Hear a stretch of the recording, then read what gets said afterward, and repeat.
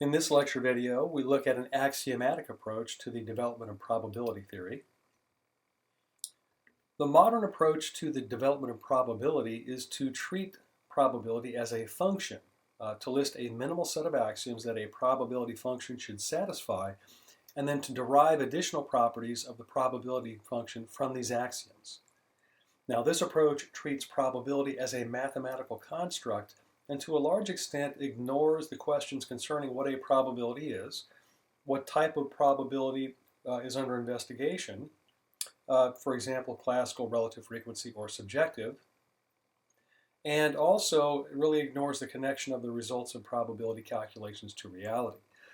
So what you're going to see is that in this modern approach, this axiomatic approach, we're not focusing on, and therefore we're not using, the definition of a particular type of probability.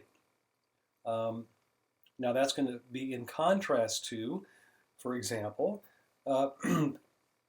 the types of derivations we did to prove properties of relative frequency probabilities, where we specifically made use of the definition of what a relative frequency probability is. And although we didn't mathematically prove properties of classical probabilities, we would have done the same thing in that case. What we would have done is we would have used the definition of what a classical probability is, and then we would have used that in proving properties of classical probabilities. What we're going to find is that using this modern axiomatic approach, which was really introduced and developed by Kolmogorov, a Russian mathematician, that this process or this approach really sidesteps and avoids those other approaches in terms of having to take into a special account the definitions of those types of probabilities. So in a way, this is a more general approach, right? Because we're not tied at all to the definition of the type of probability. And so we need to introduce some terminology. So now we're going to be looking at the language of experiments and events. And so the first term that we're going to define is that of a random experiment. And a random experiment is a process or procedure that results in a well-defined set of outcomes such that the outcome of the experiment cannot be predicted with certainty beforehand. Right? So we know what the set of possible outcomes is. We could list them out, but we don't know on a particular trial of the experiment. We don't know what's going to happen with certainty. The next term is elementary event, and an elementary event is one of the possible outcomes of the random experiment. The sample space is the set of all possible outcomes of a random experiment. In other words, it's the set of all possible elementary events associated with a random experiment. A composite event is a collection of elementary events.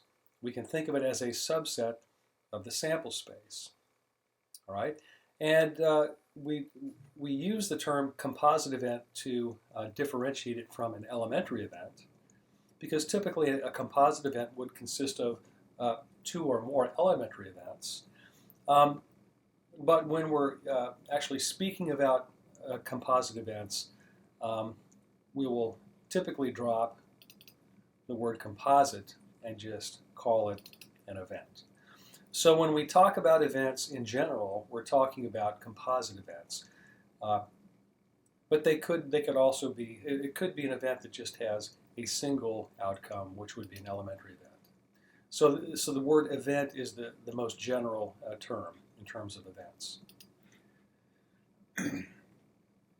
Okay, now we need to look at some definitions from set theory, because we're going to be utilizing some results from set theory to derive properties, to derive new events from old events and things like that. So the language of sets is often used to describe the concepts associated with random experiments and their outcomes. A brief review of some of the basic terms, symbols, and results follows. Okay, so if an event E, lowercase e, is a member of a set A, we denote this using this notation here. So we have E, and then we have the lower Greek letter epsilon, and then the event A, the set A. I'm sorry, I called it an event. Right now we're thinking of this as a set. So if E is a member of a set A, then we write that this way. And we would read this as E is an element of the set A. Now, if E is not a member of A, then what we're going to do is strike through the element symbol, and we would read this as E is not an element of A. Okay. Now, let's look at the union of two sets. So the union, all right, of two sets A and B, which we're going to denote this way, and I'm sure that you're familiar with this. You've probably seen this actually since grade school, all right, because you typically would cover sets, Venn diagrams, and things like that in grade school. So this symbol here, the union symbol, all right, it's a binary operator, binary set operator, all right, it's called the union operator, and this is read as A union B. All right, and this is defined to be the set of elements that are in at least one of the sets A or B. All right, so it's a set of elements, and it represents the set of elements that are in either A or B. So a lot of times, what we'll do is when we read this, we will use the word or instead of the union symbol. Right? We might say A or B. All right, but technically, in mathematics, we would say A union B.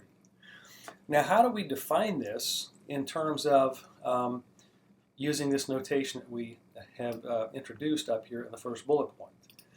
All right, so let's define the union. Let's define the union of A with B using that notation and using what is called set builder notation. The union of A with B is defined to be the set of elements, the set of E's, such that, and the colon here is read such that, so it's the set of elements E such that the element E is either in A or the element E is in B. So that's just a mathematical way of saying what I've already said. Right? It's a mathematical way of representing or writing it. Okay, then we have the intersection of two sets. All right, so the intersection of two sets is itself a set. All right, what set is it? Well, it's the set consisting of the elements that are in both A and B. So in order for an element to be in the intersection of A with B, it's got to be in both A and B. All right, and so that is what this set builder notation is saying here, right? The intersection, which again, we're using this symbol here. This is the intersection symbol, right? That upside down, looks like an upside down U or an upside down union operator. Right? It's the intersection symbol. And so the intersection of A with B is defined to be the set of elements such that the element is in A and the element is in B. So it's the set of elements that are in both A and B. Now, the complement of a set A, which we're going to, in this set of notes and in this course,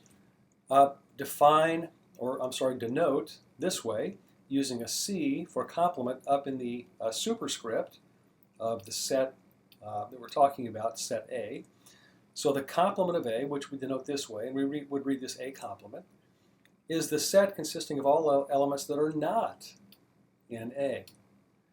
So the complement of A super C, A complement of A, is equal to the set of elements E, where E is not in the set A. All right? And then finally, the empty set, the set that contains no elements, if you can imagine that, all right, is going to be denoted a couple ways. We might denote it this way. It looks like a zero with a line through it. All right, I prefer actually this notation here because it really gets to the heart of what uh, the idea of an empty set is. Right? We use the brackets to denote the set, and then we list the contents of the set between the brackets. Well, if the set has no elements, then we just have brackets. Right? So this is another way, and it's actually my preferred way of denoting the empty set.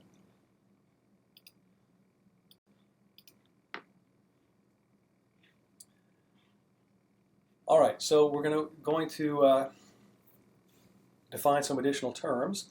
So two sets A and B are said to be disjoint or mutually exclusive if their intersection is empty. All right. In other words, if they have no elements in common, right? So if that keeps happening here. I'm sorry. If the intersection of A with B is equal to the empty set, all right. And so again, what that means is that the two sets have no elements in common, right? So those two sets are said to be disjoint or mutually exclusive. There's no overlap. Now, a set A is a subset of B, which we're going to denote using this notation here. This means that the set A is contained in the set B. That's one way to think of that. So we define this in the following way. A is a subset of B if every element of A is also in B. In other words, A is a subset of B if this statement, E is an element of, E is in A, implies that E is in B. All right, so that is the definition for a set A to be a subset of another set B. If every element of A is also in B, then A is a subset of B. Now, in some cases, we may have to show that one set is a subset of another. We may have to show that A is a subset of B. And so how do we do that? Well, if we're going to use the definition, what we have to do is show that every element in A is also in B. And if we can do that, then we've proven that A is a subset of B.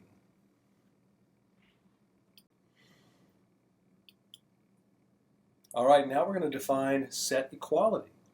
All right, so two sets A and B are defined to be equal if A is a subset of B and B is a subset of A. In other words, if every element that is in A is also in B, and also every element in B is also an element in A. All right, and so if that's the case, then we say that the two sets are equal. And that makes perfect sense, right? If two sets have the exact same elements, then it makes sense that those two sets are equal.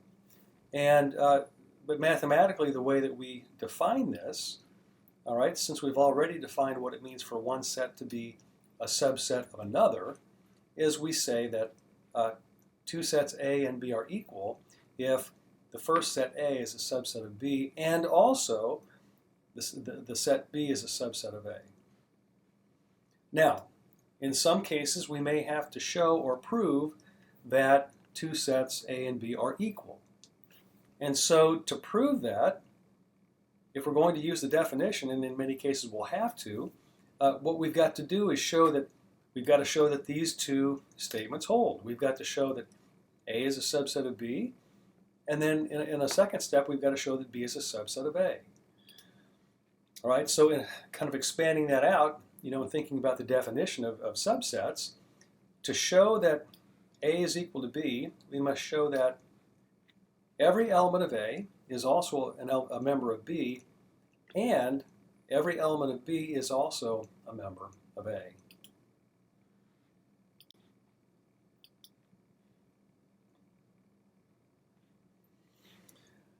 All right, now we're going to be creating some additional new sets from old sets. And so let's talk about union and intersection and the union and intersection operators. So I'm sorry, actually what we're going to be doing here is proving some laws, all right, involving these operators. And so the first set of laws that the first pair of laws that we're going to be presenting here are the commutative laws of union and intersection. And so basically what these laws say is that the intersection and union operators are commutative. All right, they're commutative. And so let's see what this means from a notational standpoint. So let A and B be sets. Then the commutative property of the union operator says that the union, right, the union of A with B is equal to the union of B with A. Now remember, what we're talking about here is set equality. Right? A union B is a set, and B union A is also a set. And so what the commutative property of union is saying is that these two sets are equal. They have the exact same elements. The elements that are in the union of A with B are the exact same as the elements that are in the union of B with A. And that probably seems almost too obvious or trivial to state, but it is important to state. And even more importantly than that, because this is a theory class, all right, we're going to be proving some of these things. So again, we're going to have to think in terms of, well, what are the definitions involved, and we'll typically have to invoke those definitions. All right, so I do want you to be thinking about how you might prove this. Now, the commutative property of intersection is very similar. It just says that the intersection of A with B is the same, is equal to the intersection of the B with A, of the set B with A. So again, we have set equality here. And what this is saying is that the set of elements that are in both A and B is the same as the set of elements that are in both B and A. And again, almost too trivial to state, but again, it is important for us to state this, and we'll be looking at proofs for at least some of these here in a little bit. Okay, then we have the associative laws, and we have the associative property of union and the associative property of intersection. And by the way, let me just say that you're probably familiar, you should be familiar with the terms commutative and associative. If you think back to when you studied algebra, for example, you would have looked at the commutative property of addition, the commutative property of multiplication. You would have also looked at the associative property of addition and the associative property of multiplication. All right, so here we're looking at the associative property of union. We've got three sets now, A, B, and C. And remember that for example, the union operator is a binary operator. In other words, it operates on two sets. So even though we've got three sets on the left-hand side here, this union operator here is only operating on two sets. That union operator is operating on the set A and the set represented by B union C. Okay? And over here on the right-hand side, this union operator is operating on the set C as well as the set represented by A union B. All right, so what is this saying here? Again, we have an equal sign here, but this is set equality.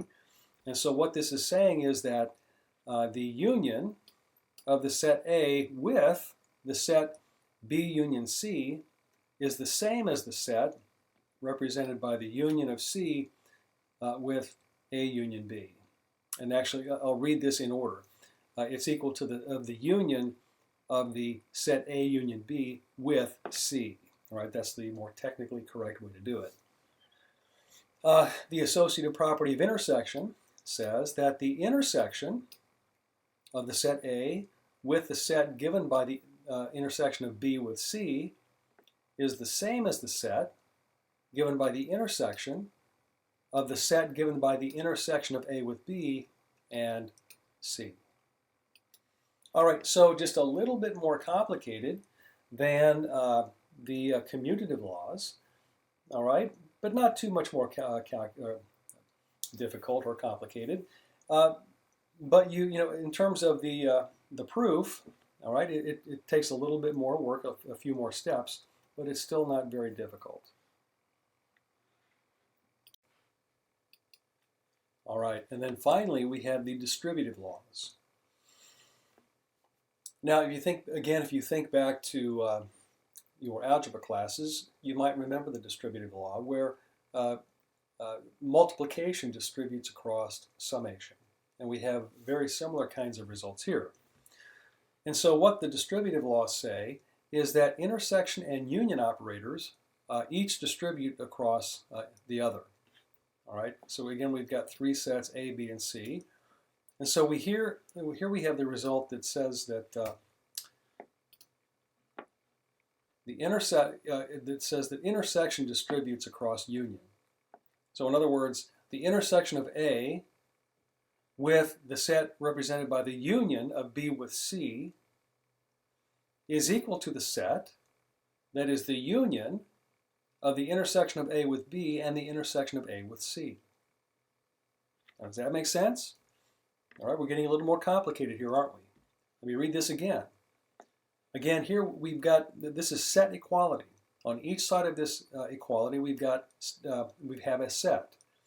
And so the left-hand side says that the intersection of the set A with the union of B and C is equal to the union of these two sets. Now, I don't know about you, but I mean, notationally, I can kind of see how that might work, but that's just notation, right? How might we prove this? This is getting a little more complicated. And also, we have the distributive law that says that union distributes across intersection. And so this says that the union of A with the set B intersects C is the same as, is equal to, the set given by the intersection of the union of A with B and the union of A with C. Okay, so again, these are more complicated results than either the commutative law of the commutative laws or the intersection laws. All right, and so, but these are very, very handy results, very handy laws to know. But the question is, how could we go about proving these? Okay, so let's see how to prove some of these laws. All right, we'll start off by looking at the commutative property of union. All right, now remember that the commutative law of union says that the union of A with B is the same as, it's equal to the union of the B with A. All right, and so in this particular situation, well, the question is, when we're talking about union, does it matter the order of the sets as we list them? All right, and according to the commutative property of union, that would say that no, it doesn't matter if you describe a set as the union of A with B or the union of B with A, it's going to be the same set. But we have to prove that, right? This is the theory class, and so let's see how we prove that. Now, remember that two sets are equal if the set on the left-hand side is a subset of the set on the right-hand side, and vice versa if the set on the right-hand side of the equality is a subset of the set on the left-hand side. And so we have to prove that both of those things are true. We have to prove that, in this case, A union B is a subset of B union A, and then on the next page we'll show that the set B union A is a subset of the set A union B. So we first show that the set A union B is a subset of the set B union A. Now, how do we do that? Well, we have to go back and think about the definition of subset, right?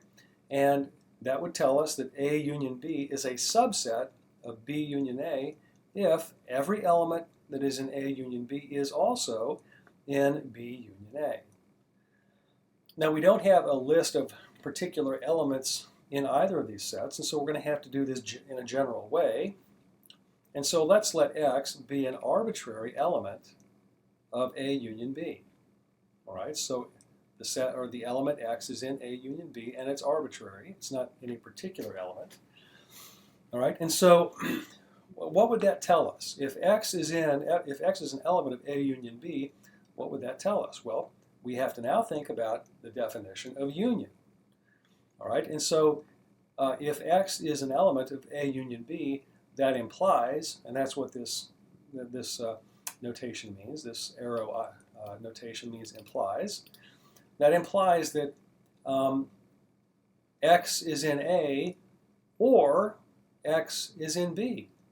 And remember that disjunction, that logical disjunction operator that we have introduced in the context of relative frequency probabilities. Okay, that is a logical connector connecting two statements. All right, so we've got a statement here, the first statement, X is in the set A, and then we have the statement here, X is an element of the set B, and so this logical disjunction operation, this operator, is connecting two statements. And so X is an element of A union B implies that either X is in A or X is in B, or it could be in both because we're talking about the inclusive or. Now, when we're talking logically, it doesn't matter whether we say this statement first or this statement first, right? We know that the statement X is an element of A or X is an element of B is the same logically as the statement X is in B or X is in A. So this statement here, this first statement, can be rewritten, right? It implies this statement. We can rewrite it that way. But now that statement there is the exact same definition for X being an element of B union A. And so what we've shown that if X is an element of A union B, it's also an element of B union A. And because X was arbitrary, this is going to be true for every element in A union B. All right, so this shows that every element of A union B is also an element of B union A, and so then by definition, A union B is a subset of B union A. Okay, next we show the other direction. We're going to show that B union A is a subset of A union B. Now we're going to use the same exact type of argument. We're going to let X be an elementary element of the set on the left-hand side, or on this set here, B union A. And if X is in the union of B with A, that implies that X is in B or X is in A. But again, logically, we can change the order of those two statements that are connected with the logical or, and so that implies that X is in A or X is in B. But that whole statement there implies that X is in the union of A with B, right? Because that is the definition of union. Because X was arbitrary, this shows that this is going to be the case for every element of B union A. Every element of B union A is going to also be in A union B. And so that shows that B union A is a subset of A union B. And so we've shown two things. We have shown that A union B is a subset of B union A, and we've also shown that B union A is a subset of A union B. And notice that I've written this just a little bit differently than I did on the previous page, right? I did that because I want to show you that you can write that. You can write that either way. And so notice here that we've changed the direction of the subset operator. We read this as B union A being a subset of A union B. So we've shown those two things, and so then by definition of set equality, it follows that A union B is equal to B union A. Okay, so we've proven the commutative property of union. And the way that we've done this is to use the definition of set equality. We've used the definition of union, okay? And we have therefore proven that result. Now I'm going to let you prove some of these other ones. For example, the commutative property of intersection, associative property of union and the associative property of intersection. What I want to do next is let's look at one of the more complicated ones, and in particular, let's go back and look at the distributive laws. All right, and in particular, let's look at the law that says that intersection distributes across union.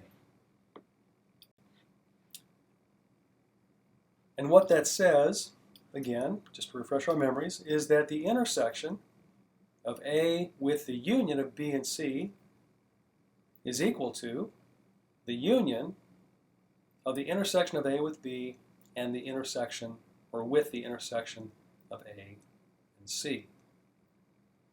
All right. Now, there are a couple of ways that I want to show how we might prove this. The approach that we just used to prove the commutative property of union gets kind of involved, right, with all that notation and everything. It's not that difficult, but it's just, somewhat involved. The first approach that I want to show you is an approach using it's a diagrammatic approach using Venn diagrams. And so what I want to do is look at this approach. And so this is a diagrammatic proof of this particular distributive law, that the intersection of A with the union of B and C is equal to the union of the intersection of A with B and the intersection of A with C. Now, what I'm going to do first is create a Venn diagram for the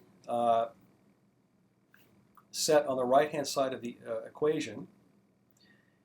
All right, so I'm creating a Venn diagram for the union of A and B with the set A and C. Okay, so in this first diagram, the set that I've just described is represented by the region containing any shading. So here I've got sets A, B, and C. And so first, let's look at the set A intersect B. All right, so here we have A, here we have B, and the intersection, which I'm using red shading to identify, is the region that is common to both sets. Right? It would be the set that contains elements that are in both sets. And so that intersection of A with B is represented by this region here that has red shading. Likewise, the intersection of A with C is the region that is common to both sets. So it's the region that has the green shading. And then we're looking at the union of those two sets. So we're putting those two sets together. And so this set on the right-hand side of the equation, the union of the intersection of A with B and the intersection of A with C, corresponds to the region that has any shading at all. So this entire region here that has shading corresponds to this set. So that's pretty straightforward, pretty easy to get at. Now let's look at the set on the left-hand side. Okay, so that's what we have here. And so what do we have? We've got the intersection of A with B union C. So in this diagram, this Venn diagram, I've shaded the set A with green, and I've shaded the union of B with C in red. Now, let's think about this. Here we have the set B, here we have the set C, and the definition of the union is the set of elements that are in either one of those two sets. So we have elements out here, okay, that are in C but not B. We have elements that are in both B and C, and then we have elements in B that are not in C. And so the union of B with C is this entire region that has red shading. The intersection of those two sets is going to be the region that has double shading, right? And so that's what we have here. Okay, so the region here that has double shading corresponds to the intersection of A with the union of B and C. And so as we can see, the region with any shading in the first Venn diagram is the same as the region having double shading in the second Venn diagram. All right? And so putting both of these on the page at the same time, the region that has any shading here is the same as the region that has double shading in this Venn diagram. And because those two regions are the same, that implies then that the intersection of A with the union of B and C is the same as the union of the intersection of A with B and the intersection of A with C.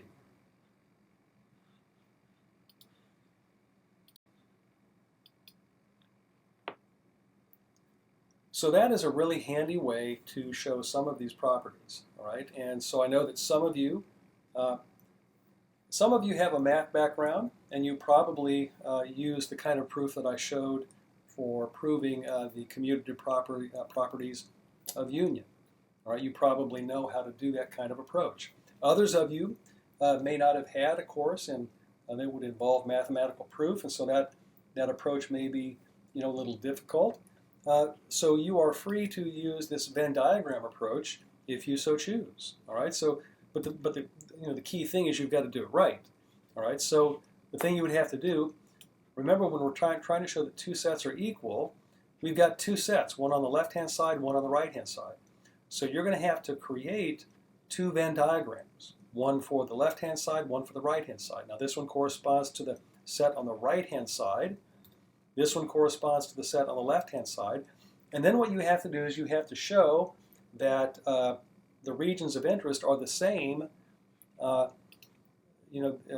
both sides or in both Venn diagrams, and that's what we did. So it's a really handy way to show set equality in many cases. Now what we're going to do is we're going to look at the more mathematical approach called element chasing in set theory, right, to show that the intersection distributes across union.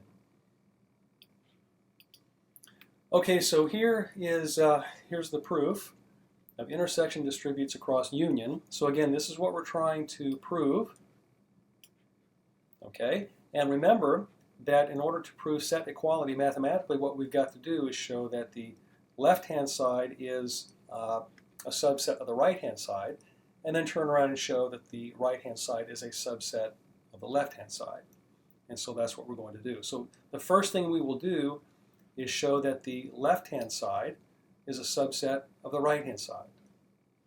So let X be an arbitrary element of the set on the left-hand side, the intersection of A with the union of B and C. Now this implies that X is in both A and B union C because we have intersection here, right? Now, in addition, X being in B union C implies that X is in at least one of B or C. And so this fact, along with the fact that X is in A, implies that X is in at least one of A intersect B and A intersect C.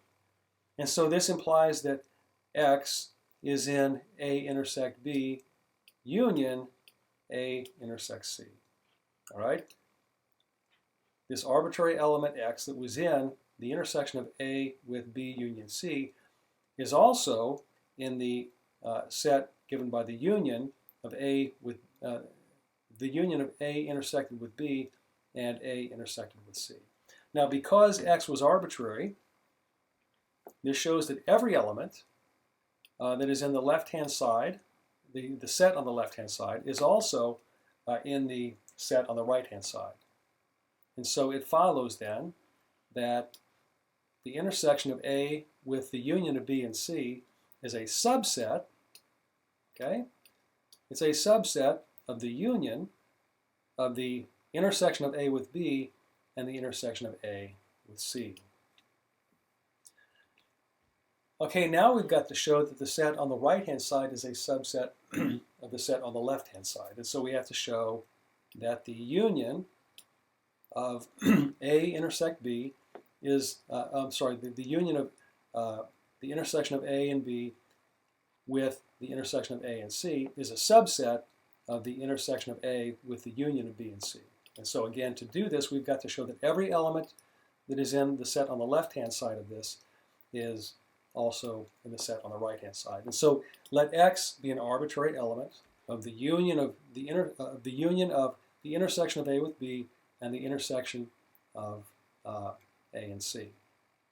Now this implies, because we're dealing with union here, this implies that either X is in the intersection of A with B or it's in the intersection of A with C. And it could be in both, but we know it's got to be in at least one of them. In each case, X has to be in A, right? For X to be in this set, because we're talking about intersection, X has to be in A. And if X is in this set, again, because we're talking about intersection, X would have to be in A. So in either case, the element X has to be in A. So it follows that X is in A. Now this, along with the result above, implies that X has to be in at least one of B and C. Now why is that? Well, if X is in this set, A intersect B, then it has to be in B.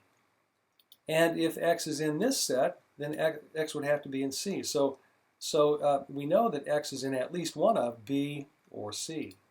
And so that implies then that X is in the union of B with C. Okay, so because we know that X is in A, and we know that X is in the union of B with C, it follows that X has to be in the intersection of A with the union of B and C. Okay, because X is in both this set and this set. Now, because X was arbitrary, it follows that every element on the left-hand side, the union of the intersection of A with B and the intersection of A with C, is also an element of the intersection of A with the union of B and C. And so this implies then, again, because X was arbitrary, this implies that this set here, which was on the right-hand side of that initial equation, is a subset of the set that was on the left-hand side. Okay, so we've shown two things. We've shown that the intersection of A with the union of B and C is a subset of the union of the intersection of A with the intersection of A with B and the intersection of A with C. We've shown that to be the case, and we've also shown that this set here, the union of the intersection of A with B and the intersection of A with C, is a subset, going the other way here, of the intersection of A with the union of B with C. We've shown both of those to be true, and so then by the definition of set equality, it follows then that this set equality holds. Right, the intersection of A with the union of B and C is the same as, it's the same set, it's equal to the union of these two sets, the intersection of A with B and the intersection of A with C. And so that ends the proof, and that proves, all right, the distributive property of intersection across union. Okay, so I'm going to leave it to you to work on the proof that union distributes across intersection. All right, but the proof is going to be very, very similar to this. All right, this is the template, or the approach is exactly the same. You can use this as a template for proving that next result. Okay, the next set of results we're going to discuss are called De Morgan's laws. And these are very useful. And so, for example, let's let A and B be sets. Then this first De Morgan's law says that the complement of the union of A with B is equal to the intersection of the complement of A with the complement of B. All right? And you might try creating a Venn diagram for each one of these and see if you can prove or convince yourself that this is true. Now, to prove this mathematically, we would have to show two things. We would have to show that the complement of A union B is a subset of the intersection of the complement of A with the complement of B. Also, we would have to show that the intersection of the complement of A with the complement of B is a subset of the complement of the union of A with B. All right, another De Morgan law says that the complement of the intersection of A with B is equal to the union of the complement of A with the complement of B. And again, I would encourage you to create two Venn diagrams, one for the left-hand side and one for the right-hand side, and see if they coincide. Now, to prove this mathematically, again, we would do two things. We would show that the set on the left-hand side is a subset of the set on the right-hand side, and then we would also show that the set on the right-hand side is a subset of the set on the right-hand side, all right? And so that's what I've got listed here. So we would have to show both of those things. All right, the De Morgan's laws extend to more than two events. In fact, to an infinite number of sets, actually. So more generally, let this set of this suppose we have a collection of sets here, all right? And so I'm denoting this collection this way, all right? So I've got curly brackets to denote a set, right, or a collection, and the set contains sets. So it's a set of sets, or a collection of sets. And so what we're going to be thinking about is taking the union of these sets, or taking the intersection of these sets, or complements of those sets. And so what this first De Morgan's law says is that the complement of the union of all of these sets in this collection is the same as the intersection of their intersections. All right, now this collection may be a finite collection, it may be an infinite collection, it doesn't matter. All right, this applies to either case. The second De Morgan law listed here says that the complement of the intersection of the sets in the collection is equal to the union of the complement of the complement of the sets in the collection.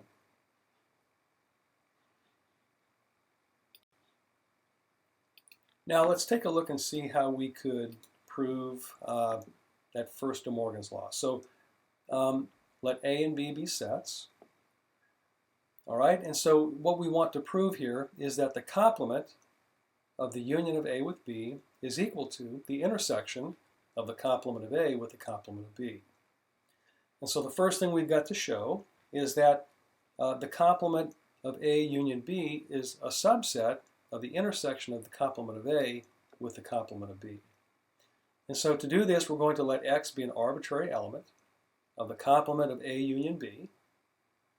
Now remember, complement means that we're talking about the set of elements that are not in the set of interest, the set that's listed there. So if X is in the complement of the union of A with B, that means by definition that X is not in the union of A with B.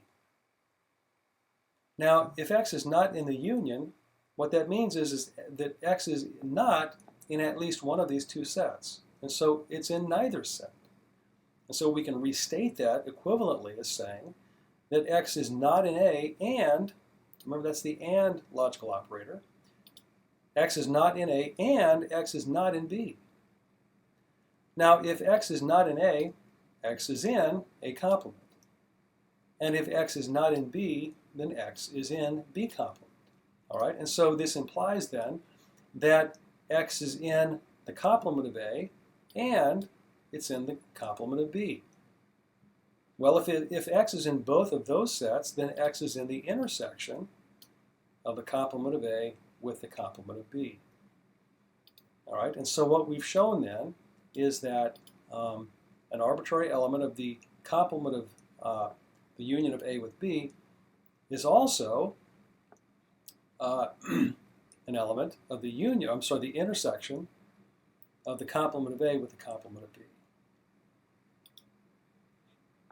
And so what this implies then is that the complement of A union B is a subset of the intersection of the complement of A with the complement of B. Okay, next we have to show that the intersection of the complement of A with the complement of B is a subset of the complement of the union of A with B. To do this, we're going to let X be an arbitrary element of the intersection of A complement with B complement. If X is in the intersection, if X is in A complement intersect with B complement, then that implies that X is in both A complement and B complement, right? By definition of intersection. So X is in the complement of A and X is in the complement of B. Now, if X is in the complement of A, that means that X is not in A. And if X is in B complement, then X is not in B. So this implies that X is not in A and it's not in B. In other words, X is not in at least one of the two sets A or B. And so that implies then, by the definition of union, that X is not an element of the union of A with B. And if X is not in that set, then it must be in the complement. So X is in the complement of A with B. I'm sorry, X is in the complement of A union B. And so as X was arbitrary, it follows that the intersection of the complement of A with the complement of B is a subset of the complement of the union of A with B. And so what we've shown is, we've shown two things. Again, we've shown that the complement of the union of A with B is a subset of the intersection of the complement of A with the complement of B. We've also shown that the intersection of the complement of A with the complement of B is a subset of the complement of the union of A with B. And so by the definition of set equality, it follows then that the complement of the union of A with B is equal to the intersection of the complement of A with the complement of B.